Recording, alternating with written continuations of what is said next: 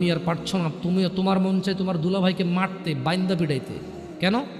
সে তোমার বোনকে কষ্ট দেয়, পরকিয়া করে তোমার বোনের উপর সন্দেহ করে জুলুম করে। তুমিও তো কারো দুলাভাই, তুমিও তো আরেক মহিলার সাথে সময় কাটাও, তোমার বউকে সময় দাও না, জুলুম করো। তোমার শালারও তো মন চায়, তোমার সম্বন্ধী শ্বশুরও তো মন চায় জামাই বা দুলাভাইয়ের পিটাই ধরে। কেন এভাবে বিচার করো না যুবক? বোন আমার, তোমার বয়স মাত্র 14, মাত্র।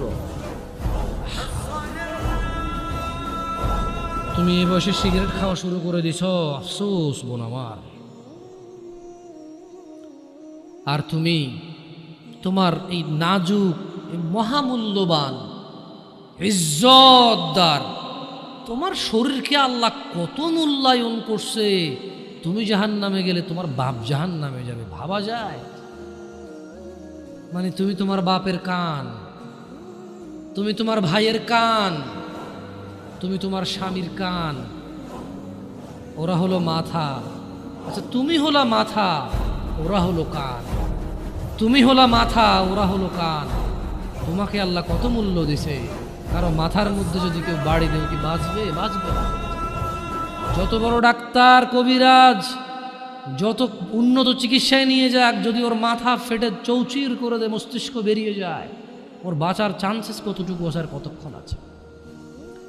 তোমাকে, তোমার এই ছোট্ট 3.5 হাত বডিকে আল্লাহ কত ইজ্জত দিছে, কত সম্মান দিছে।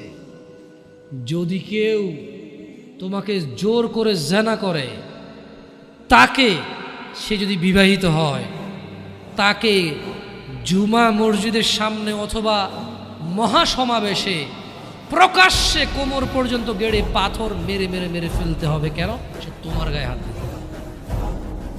তোমার ইজ্জত আবরু কত উপরে। তুমি কি আর আল্লাহর সৃষ্টি জাতা? আল্লাহর সৃষ্টি বনি আদম, ওয়ালাকাদ কাররামনা বনি আদম। আল্লাহ সুবহানাহু ওয়া তাআলা বলছে যে আমি বনি আদমকে কারাম করেছি, ওদেরকে আমি সম্মানিত করেছি। ওই সম্মানিত সম্প্রদায়ের সবচাইতে মূল্যবান তুমি। তোমার ব্যাপারে এই যে মানুষগুলো, এই যে পুরুষগুলো, আদম আলাইহিস সালাম ওনার উম্মতের নবী ছিল, কিন্তু মুহাম্মদ রাসূলুল্লাহ সাল্লাল্লাহু আলাইহি সাল্লামের উম্মত যত পুরুষ, এইবার সে রাজা মহারাজা, এইবার সে কিছু একটা, সে যদি পুরুষ হয়, সে যদি মুসলিম মনে করে নিজেকে,